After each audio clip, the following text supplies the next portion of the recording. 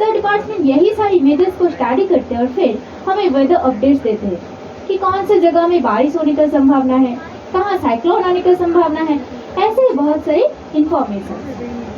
लेकिन ये क्लाउड्स के रहने की वजह से हम लैंड मासेस को डिस्टिंक्टली नहीं देख पा रहे, तो कुछ टाइम के लिए हम आसमान से सारे बादल को आर्टिफिशियली हटा देंगे और लैंड मासेस को देख लेंगे। तो ये रहा हमारी पृथ्वी विदाउट क्लाउड। यहाँ पे भी हम बहुत सारे कलर्स देख पा रहे, जैसे कि blue, green, yellow and even white. लेकिन सबसे ज्यादा जो कलर दिखाई दे रहा है वो है ब्लू, जो दर्शाता है ओशियनिक वाटर को। हमें पता है कि पृथ्वी का 3/4 पोर्शन में है पानी और 1/4 पोर्शन में है लैंड मासेस। हम शुरू करेंगे ऐसे ही एक लैंड मास से। देखिए हमारे सामने है एक विशाल कॉन्टिनेंट जिसका नाम है अफ्रीका। अफ्रीका के उत्तरी दिशा में हम देख सकते हैं बड़ा सा एक येलो रीजन जो दर्शाता है वर्ल्ड का लार्जेस्ट एंड हॉटेस्ट डेजर्ट को। तो क्या आप बता पाएंगे इसका नाम क्या है? The great Sahara desert. ये सहारा डेजर्ट के नीचे हम देख सकते हैं एक लाइट ग्रीन कलर का रीजन जो दर्शाता है एक ग्रासलैंड को, जिसका नाम है द सवाना ग्रासलैंड। और इसी सवाना ग्रासलैंड के बीचों बीच हम देख सकते हैं एक डार्क ग्रीन कलर का पैच जो दर्शाता है एक रेन फॉरेस्ट को, वर्ल्ड का second largest rain forest, the Congo rain forest. दुनिया में ऐसे ही और एक रेन फॉरेस्ट मौजूद है साउथ अमेरिका में, जो हमारे पृथ्वी का लार्जेस्ट रेन फॉरेस्ट है। तो क्या आप गेस करना चाहेंगे इसका नाम क्या है? The great Amazon rain forest. ये अमेज़न रेन फॉरेस्ट के बीचों बीच अमेज़न रिवर बहती है। ये अमेज़न रेन फॉरेस्ट हमारे पृथ्वी के लिए इकोलॉजिकली बहुत ही इम्पोर्टेंट है, क्योंकि पूरा पृथ्वी का 10% ऑक्सीजन यहाँ से सप्लाई होते हैं, इसीलिए इसको कहते हैं the lungs of the earth. अब चलिए देख लेते हैं हमारे प्यारे इंडिया को। देखिए बहुत ही खूबसूरत, हम देख सकते हैं इंडिया में सभी प्रकार का कलर थोड़े बहुत करके मौजूद है। इसका नॉर्दर्न पार्ट में व्हाइट पैचेस जो दर्शाता है हिमालय रीजन में जमा हुआ बर्फ को। नॉर्दर्न वेस्टर्न पार्ट में हम देख सकते हैं येलो रीजन जो दर्शाता है थर्ड डेजर्ट को। और साउथर्न एरिया में हम देख सकते हैं रेडिश कलर जो दर्शाता है डेक्कन प्लेट्यू को। अब हमारी पृथ्वी का 2 पोल्स है। ये है पृथ्वी का नॉर्थ पोल जो ग्रीनलैंड रीजन को दर्शाता है, और ये है पृथ्वी का साउथ पोल जो दर्शाता है एंटार्क्टिक रीजन को। ये दोनों ही रीजन फ्रीजर जोन में है, यानी कि यहाँ पे पूरा साल बर्फ जमी हुई रहते हैं, इसीलिए हम देख सकते हैं इसका कलर भी व्हाइट है। अब आपके सामने ये जो पृथ्वी आप देख सकते हैं, चारों ओर देखिए सिर्फ दिन ही दिन दिखाई दे रहा है। लेकिन क्या ऐसा होता है कि पूरा पृथ्वी में सिर्फ दिन हो? रात भी तो होता है ना। पृथ्वी में रहते वक्त हम दिन और रात को एक साथ महसूस करते हैं। हमें पता है कि पृथ्वी 24 घंटे में अपने एक्सिस पे एक रोटेशन कंप्लीट करती है, और उसी दौरान पृथ्वी की जिस मिशन का लाइट पड़ता है वहाँ पे होते हैं दिन और उसके ऑपोजिट साइड पे होते हैं रात। और हम देख सकते हैं ये दिन और रात को सेपरेट कर रहे एक सर्किल जिसे हम कहते हैं द सर्किल ऑफ इल्यूमिनेशन। अब सोचिए अगर पूरा पृथ्वी में एक साथ रात होता, ऐसा होता तो नहीं कि पूरा पृथ्वी में एक साथ रात हो, अगर होता तो उस रात की पृथ्वी को दिखने में कैसा लगता? चलिए एक बार देख लेते हैं। तो ये रहा रात की पृथ्वी। देखिए पूरा पृथ्वी में रात होने के बावजूद बहुत सारे ग्लोइंग डॉट्स दिखाई दे रहा है, जैसे कि कोई ग्लिटरिंग डायमंड्स हो। क्या आप बता पाएंगे ग्लोइंग डॉट्स एक्चुअली क्या है? ये है नाइट टाइम लाइट्स जो हम घरों में, बाजारों में, सड़कों में जलाते हैं। इस लाइट से हमें बहुत सारी इंफॉर्मेशन मिलती है, जैसे कि कोई भी रीजन का पॉपुलेशन कैसा है, वहाँ का इकोनॉमी कैसा है, वहाँ पे रहने वाले लोग अमीर है या गरीब है, और भी बहुत सारी इंफॉर्मेशन। इसीलिए लाइट्स को कहते हैं द लाइट्स ऑफ सिविलाइजेशन, यानी कि मानव सभ्यता का दिया। हम शुरू करेंगे हमारे देश भारत से।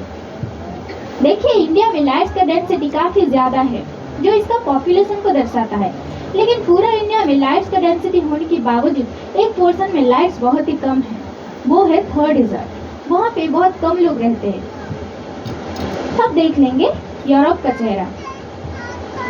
मैप में देखिए यूरोप को दिखने में एक छिपकली जैसा लगता है ना।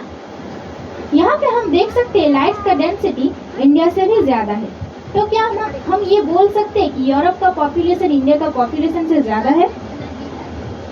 नहीं, बल्कि पूरा यूरोप का पॉपुलेशन इंडिया से करीब 50 करोड़ कम है।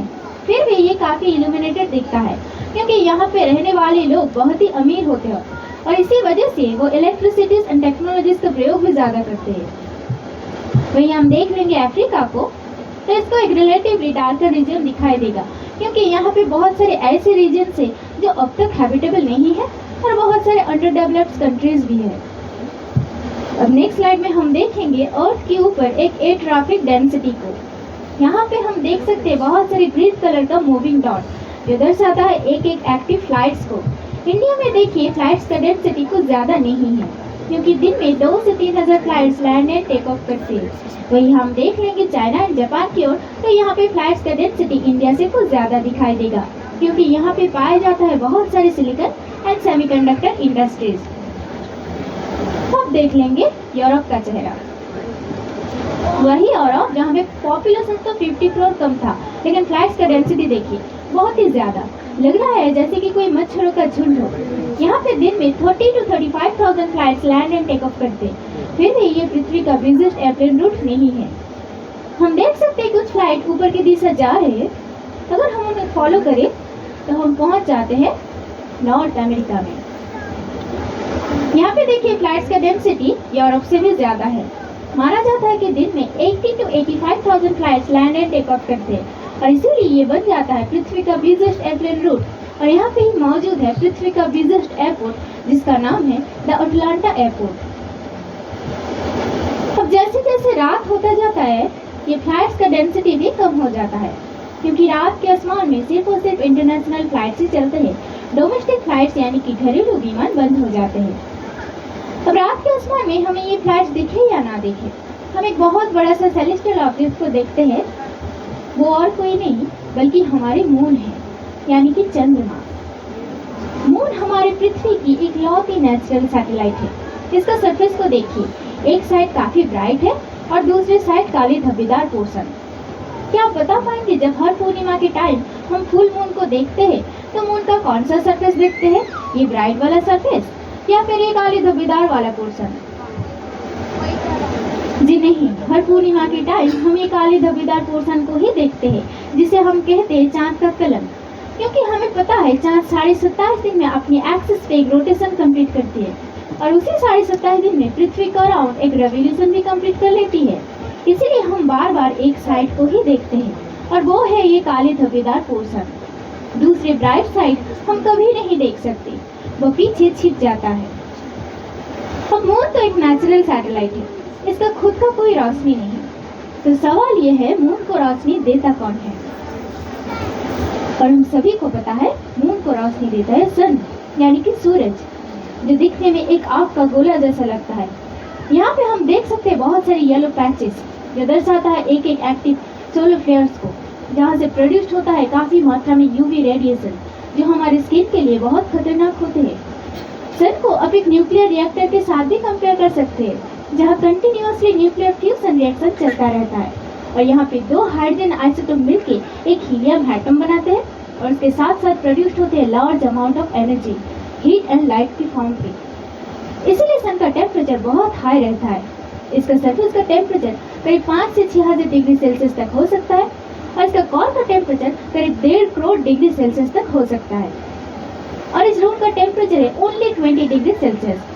तो हम एक अंदाजा लगा सकते हैं कि सन का टेम्परेचर कितना ज़्यादा है। अब हमारे सोलर सिस्टम में इसी सन को केंद्र करके एक एक प्लैनेट रिवॉल्व करते हैं।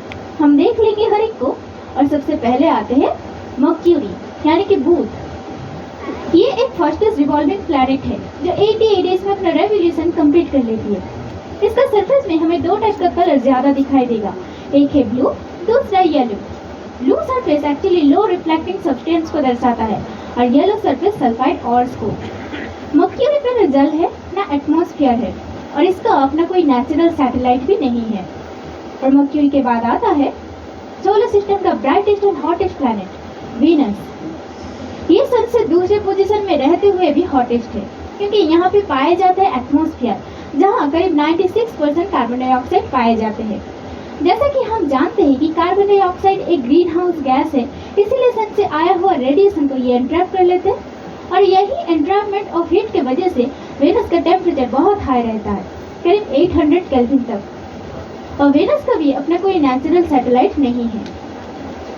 और वेनस के बाद आती है हम सबका प्यारा धरती यानी कि मदर अर्थ। अर्थ सन से ऑप्टिमम डिस्टेंस पे रहने के कारण यहाँ पे जीवन का अस्तित्व पाया जाता है और यही एक जगह है जहाँ पानी का 3 स्टेट मौजूद होता है, जैसे कि सॉलिड, लिक्विड एंड गैस। अब अर्थ के बारे में हमें बहुत सारी इंफॉर्मेशन पहले से पता है, तो चलिए चलते हैं सोलर सिस्टम के नेक्स्ट प्लैनेट की ओर, जिसका नाम है मार्स यानी कि मंगल। अब मार्स का एक निकनेम भी है, क्या आप बता पाएंगे मार्स का निकनेम क्या है? इसे हम रेड प्लैनेट भी कहते हैं क्योंकि इसका सरफेस दिखने में रेडिश ब्राउन कलर की है, क्योंकि इसका सरफेस में पाया जाता है बहुत सारे आयरन ऑक्साइड। लेकिन रेड होना मार्स को खास नहीं बनाता, मार्स को खास बनाता है इसका 2 पोल। ये है मार्स का नॉर्थ पोल और ये है मार्स का साउथ पोल। अब ये दोनों ही पोल में बर्फ जमी हुई रहती है, लेकिन ये बर्फ पानी का है या फिर कार्बन डाइऑक्साइड का ड्राई आइस, इसके बारे में रिसर्च अभी भी जारी है। मार्स का अपना 2 नेचुरल सैटेलाइट है। पहला का नाम है सैटेलाइट डीमोस और दूसरा सैटेलाइट फोबोस। ये डीमोस और फोबोस बहुत ही रेगुलर सेट के दिखने में बिल्कुल खाने की आलू जैसा 2 सैटेलाइट है, लेकिन यहाँ पे हम देख सकते हैं ये सैटेलाइट गोलाकार दिखा रहा है क्योंकि ये स्क्रीन गोलाकार है। हमारे सोलर सिस्टम का सबसे बड़ा प्लैनेट की नाम है जुपिटर, जो एक गैसियस प्लैनेट भी है। इसके सरफेस को ध्यान से देखिए, इसका बीच बीच में एक गोल सा चीज घूमता हुआ दिखेगा जिसे हम कहते हैं the great giant I of Jupiter. ये असल में एक साइक्लोन है जो 350 साल से जुपिटर पे राज कर रहा है और ये छोटे से साइक्लोन का साइज इतना बड़ा है कि करीब 3 अर्थ यहाँ पे एक साथ फिट हो सकते हैं और माना जाता है कि पूरा जुपिटर में करीब 1300 अर्थ एक साथ फिट हो सकते हैं। तो हम अंदाजा लगा सकते हैं कि जुपिटर का साइज कितना बड़ा है और साइज इतना बड़ा है तो इसका मून का संख्या भी ज्यादा होगा। अभी तक करीब 92 मून्स डिस्कवर्ड हुए हैं, उनमें से 4 मेजर गैलीलियन सैटेलाइट के बारे में यहाँ पे डिस्कस होगा। पहला है यूरोपा। यूरोपा एक एलीट क्लास ऑफ सैटेलाइट है, दिखने में एक आइस बॉल की तरह और इसके सरफेस में हम देख सकते हैं बहुत सारे क्रैक्स। दूसरा है गैनीमीड। गैनीमीड जुपिटर का सबसे बड़ा सैटेलाइट है और हमारे सोलर सिस्टम का भी सबसे बड़ा सैटेलाइट। तीसरा कैलिस्टो। कैलिस्टो को दिखने में एक गोल्फ बॉल जैसा लगता है और इसका सरफेस में पाया जाते हैं बहुत सारे क्रेटर्स एंड डेड वोल्केनोस, इसीलिए कैलिस्टो को हमारे सोलर सिस्टम का one of the oldest satellite भी कहा जाता है। उसके बाद आता है बहुत ही खास एक सैटेलाइट जिसका नाम है आईओ। जब पहली दफा साइंटिस्ट ने आईओ को देखा था तो आईओ उनको एक खाने की चीज जैसा लगा था, बिल्कुल पिज्जा बेस जैसा, इसीलिए आईओ को कॉस्मिक पिज्जा भी कहा जाता है, यानी कि स्पेस में घूमने वाला पिज्जा। लेकिन इसके सरफेस को देखिए, बहुत सारे ब्लैक डॉट्स दिखाई दे रहा है, जो दर्शाता है एक एक्टिव वोल्केनोस को। तो आईओ खूबसूरत होने के साथ साथ बहुत डेंजरस भी है, तो खाने के लायक तो नहीं। अब आते हैं सोलर सिस्टम का सबसे